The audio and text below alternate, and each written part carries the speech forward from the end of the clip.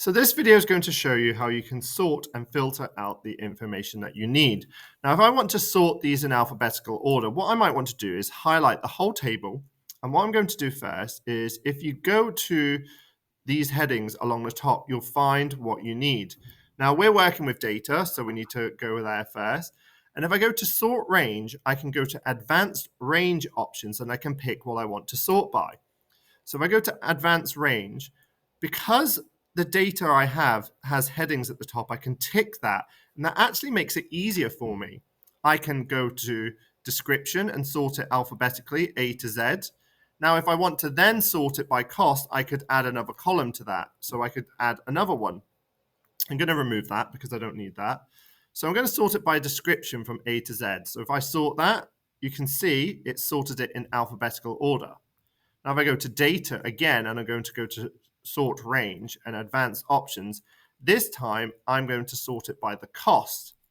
And going A to Z means it's ascending. So I'm going to go to cost, sort that, and you can see the trainers are the most expensive item. So that's how you sort data. Now, you may need to filter out information as well. There are other ways you can do this. So you can actually create a new filter view or go to create a filter. All right. If I've gone to create a filter, what I can now do is from these drop-down menus, I can filter by value. All right. So I might want to pick specific values, or what you can do is I can filter by condition. Filtering by condition means I can choose whether it's greater than a certain number or less than. So I'm going to say greater than or equal to, and I'm going to say 10.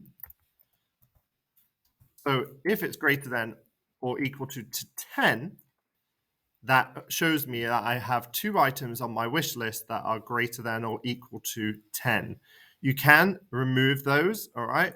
I can get rid of that, and I can put none in, or I can change it to less than or equal to 10, and it will show me all the items that are less than that.